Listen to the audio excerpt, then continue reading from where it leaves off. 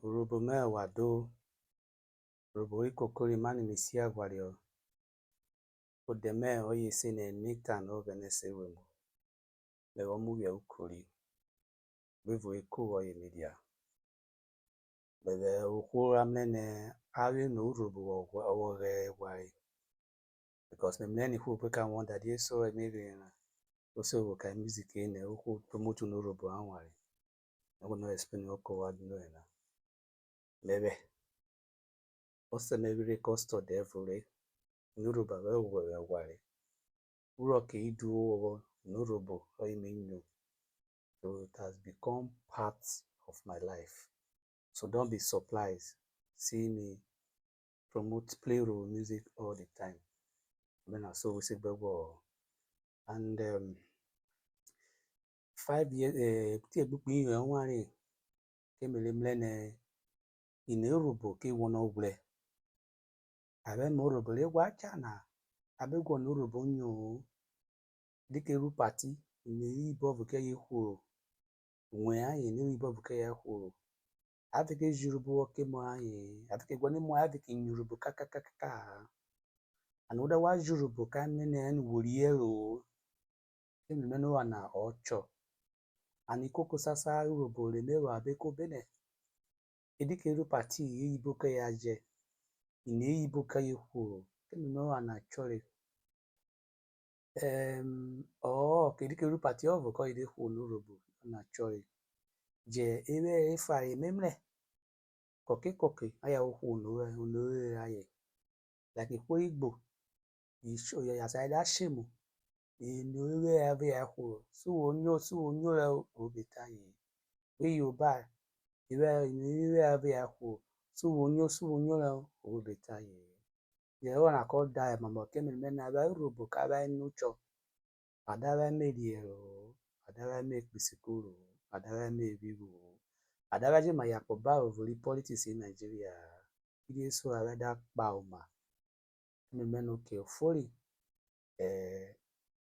mo promote n'Urhobo anwari. And in n'Urhobo anwari iyine amene evo hovi uru. Ma we kuru wa nyewu n'Urhobo anwari na ma rivere. Ime yakobo Urhobo agwo n'Urhobo anwari.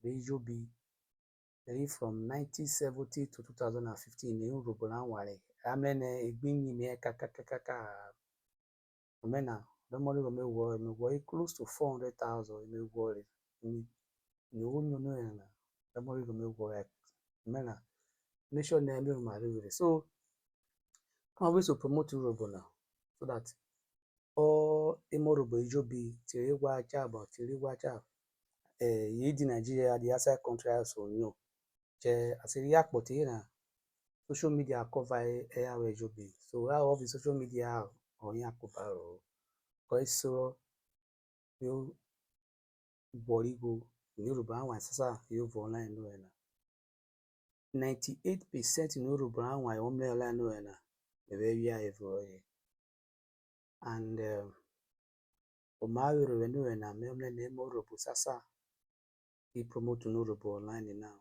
page aye die iru me gwono ya because Urhobo idevre ayo une ukwu riero oi ku n'Urhobo de abere ne ainucho because as I wonure I work back but no that's how ko fa onure I work back but so ko bo we work back but my way amene Urhobo no na I promote Urhobo and we will not correct you have no na Ikwo sasa ka one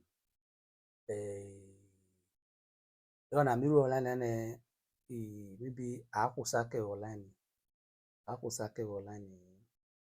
Facebook kusake devil TikTok kusake devil YouTube kusake devil mewo niki iki mechwa mewejiwo Igbo omena so na miru Urhobo ya kuba le Urhobo le gwacha awu vuga sa enure awu hunu enure ode adake wonera evo na miru na igo le memlo ve ki mechwa itimida di data me promote na miru na may subscribe it 30,000 naira. I may subscribe it data phone me 30,000.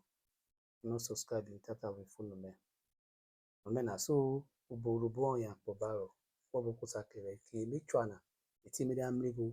Divo miwa itimidi amligo what the data. Omena so tuko na wewe nawo bebe morobo sasa amene de amiwe. Me amligo what the data me post ya. And mi gonna really work morobo sasa. I biko I to do amiwe because make us ya ego be when we carry go. Omena if you go but if you go ka ho never. Omena so we biko wa de amire kidi eko ye me share me shikwa kwa hygiene equipment sport equipment and household items ye me share kaka kere table tennis snooker board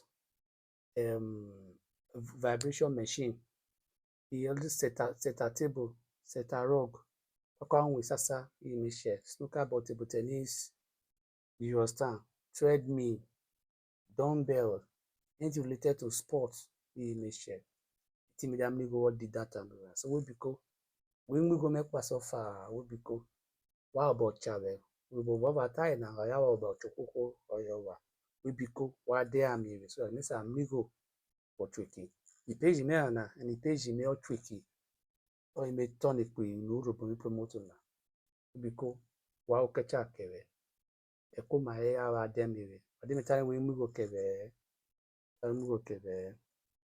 and we biko wa de amiri it's amigo because it means we in Yoruba sasa leje rola ni yini di ego me o bia but mkono kwa vuke ego wa de amere ne kam no veti is on migo me ofa ne migo not ta okurubo robo vovo atana awo ba kokoko awo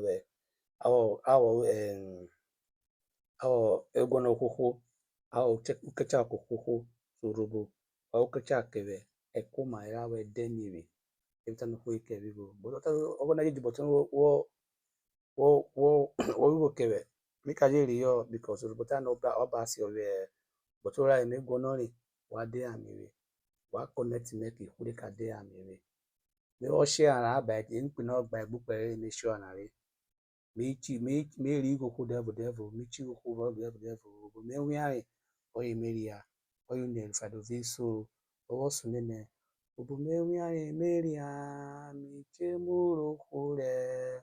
Bumewiare Maria, Michemurukure. Ukpe mi wo chuji ni wunya rubome.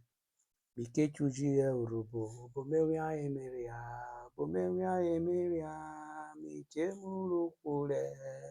Bumewiare Maria, Michemurukure. Semorubo wibiko.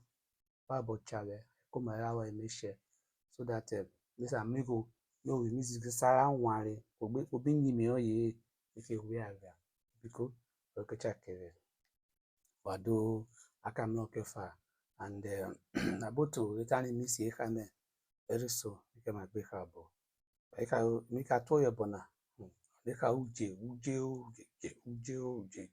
rubo wado aka no kefa